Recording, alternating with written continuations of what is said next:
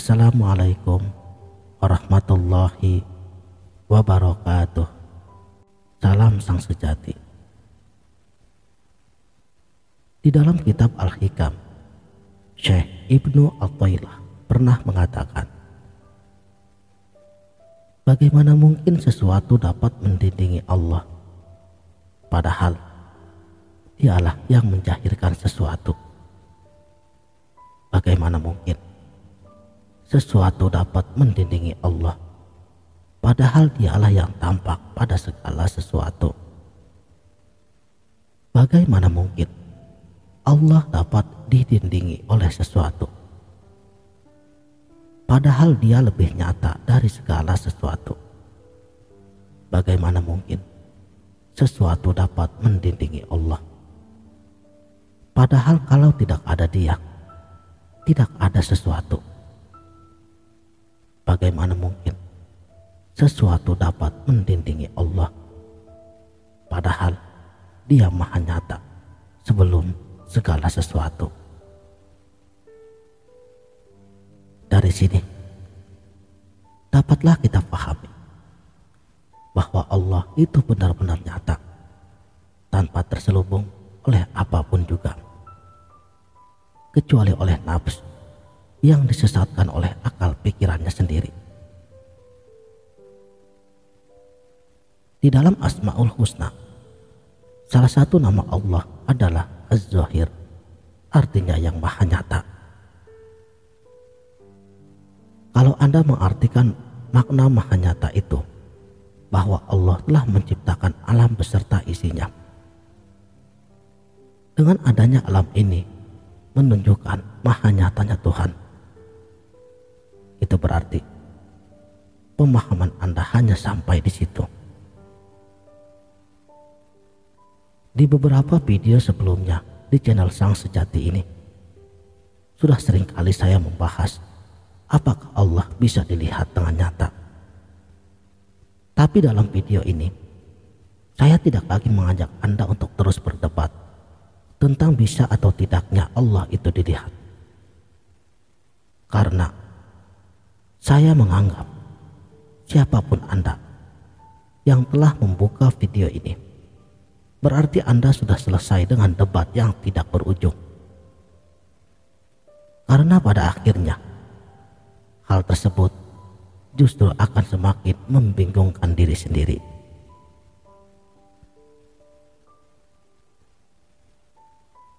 Di sini saya menganggap Anda adalah orang yang telah dibimbing oleh seorang guru mursyid. Dengan demikian, pertanyaannya bukan lagi apakah Allah bisa dilihat di dunia ini, tetapi pertanyaannya akan berubah menjadi kapan saya bisa melihat Allah. Lalu jalan apa yang harus saya tempuh agar Allah bisa memperlihatkan dirinya kepada saya? Pertanyaan itu jauh lebih bermanfaat daripada Anda terus-menerus tidak mengakui bahwa Allah itu tidak bisa dijangkau oleh apapun juga, tidak bisa dilihat sama sekali, dikarenakan Dia maha segala-galanya. Disinilah letak kekeliruan besar yang selama ini tidak kita sadari. Kita telah menempatkan Tuhan itu di sebuah tempat yang tidak bisa dijangkau oleh apapun, dan hampir seluruh agama menempatkan Tuhan di langit sebagai tempat tertinggi, karena tidak ada tempat yang lebih tinggi di dunia ini selain daripada langit.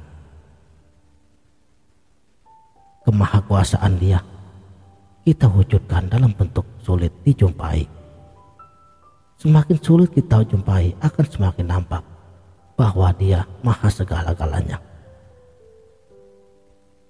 Kalau kita menempatkan Dia sebagai sesuatu yang maha segalanya, jangan kita lupa bahwa Dia juga maha nyata, bahkan lebih nyata dari apapun juga.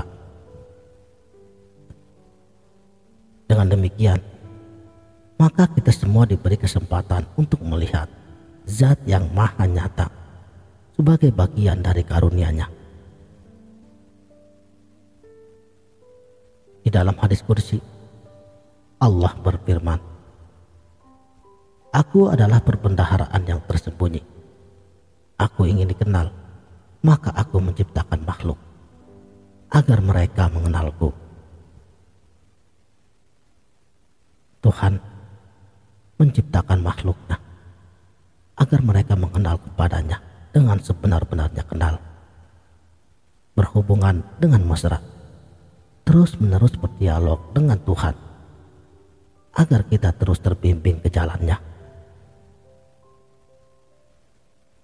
Saudaraku, sang sejati, di mana Allah?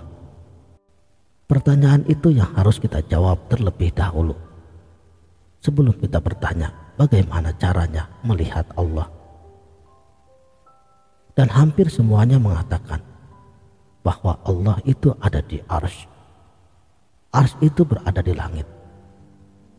Tapi harus diingat pula bahwa pengertian langit ini bisa saja terjadi multitafsir. Apakah langit yang dimaksud itu yang sering kita lihat di atas, yang kalau ia cerah, ia akan berwarna biru dan menjadi gelap kalau sudah malam? Nah, di dalam ilmu kesufian, itu tidak mengartikan langit dalam pengertian zahir seperti yang kita lihat, akan tetapi lebih kepada pengertian ruhani. Intinya hanya sebagai kiasan makom yang harus dilewati, sebagai 7 tempat atau 7 titik yang harus dibersihkan di dalam i'tikaf atau suluk, tentunya lewat zikir secara kontinu, istiqomah. Dalam dalil lainnya disebutkan bahwa Allah itu ada dimanapun kita berada. Lalu bagaimana hubungan Allah yang berada di arsy dengan keberadaannya? Bagaimana dia yang lebih dekat dari urat leher kita sendiri? Untuk menjawab semua pertanyaan itu, kita mulai dari dalil yang menyatakan bahwa rumah Allah adalah qalbunya, hati orang mukmin. Sebagaimana firman-Nya di dalam hadis qudsi, "Sesungguhnya langit dan bumi tidak akan menampungku, hanya hati orang yang beriman yang sanggup menerimanya."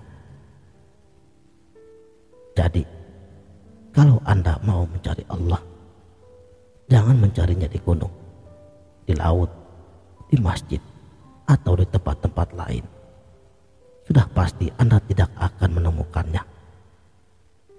Carilah dia di dalam hati orang-orang mukmin. Di sanalah Baitullah yang sesungguhnya. Dan kalau dalam hati Anda telah bersemayam, telah berdialog, dan telah nyata Allah dalam kehidupan Anda, maka dimanapun Anda berada, maka disitulah Anda akan menemukan dia. Karena sesungguhnya Allah itu ada dimanapun kita berada. Sekianlah, mudah-mudahan video ini dapat bermanfaat. Wabillahi taufiq wal hidayah. Wassalamualaikum warahmatullahi wabarakatuh.